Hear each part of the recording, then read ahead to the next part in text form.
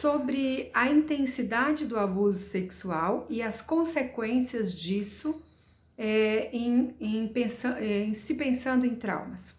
Uma pessoa me perguntou qual é a diferença de uma criança que é abusada por muitos meses, de forma consecutiva, abusada por muitos anos, às vezes acontece, né? E uma criança que foi abusada uma vez. E essas crianças que são abusadas com uma intensidade muito grande, onde se machuca o corpinho, e essa criança que é seduzida. Qual é a diferença de tudo isso? E eu achei a pergunta muito interessante. Veja, vamos lembrar aqui uma coisa. A criança, ela possui a linguagem da ternura. O adulto possui uma linguagem erótica.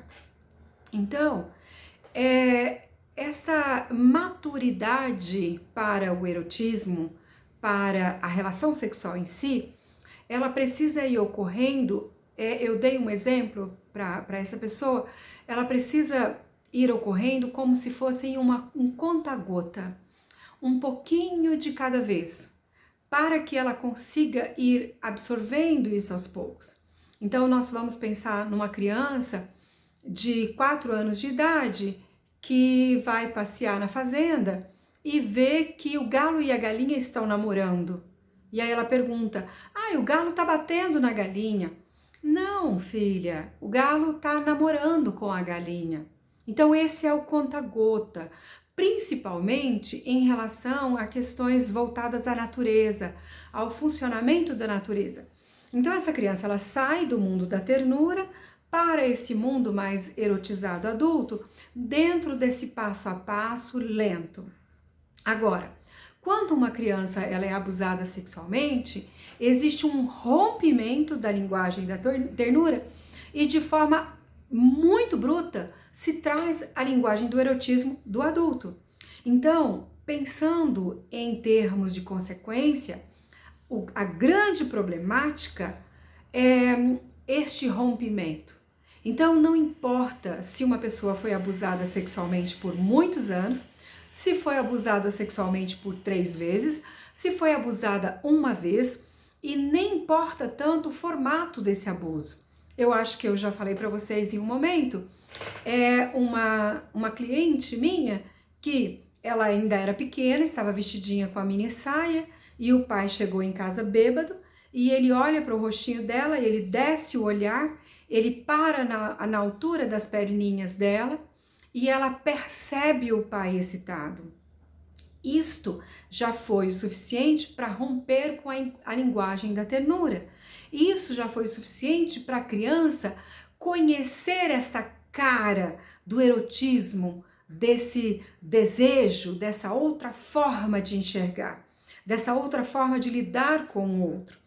Então esse rompimento ele se dará não necessariamente numa relação sexual propriamente dita, mas ele é como se rompesse a inocência da criança, é como se rompesse a linguagem da ternura. Então não dá para a gente mensurar a questão relacionada a esses efeitos do que acontece após o abuso, porque o principal de tudo isso não está nessa intensidade propriamente dita, está no rompimento precoce da linguagem da ternura. Aquilo que era para acontecer em conta-gotas, para a criança ir ganhando maturidade, acontece de uma vez, de uma forma muito bruta, rompendo com a criança, trazendo uma realidade que aquele psiquismo não está pronto. Então, se isto aconteceu com você, não importa como aconteceu e nem quantas vezes aconteceu. O dano psíquico, ele pode ser o mesmo.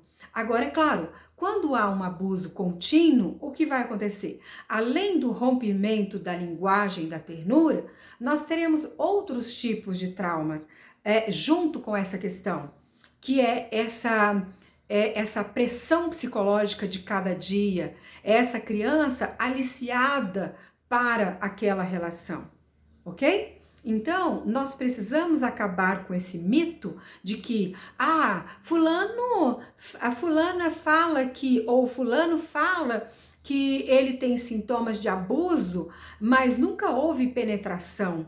Ah, o fulano ou a fulana fala que teve sintomas de abuso, mas aconteceu uma vez só. Não importa, não importa. Houve o rompimento precoce da linguagem da ternura. Esta é a grande questão traumática, tá bom? Ó, beijo no coração. Se vocês gostaram, se esse vídeo serve para vocês nesse crescimento existencial, nessa tentativa de compreender o psiquismo, de compreender os traumas e suas consequências e a necessidade desta reorganização mental, compartilha, me ajude a divulgar. Eu acho extremamente importante que as pessoas elas saibam como funciona o psiquismo, que elas saibam qual é aquilo que nos afeta e qual é o caminho para entendermos tudo isso.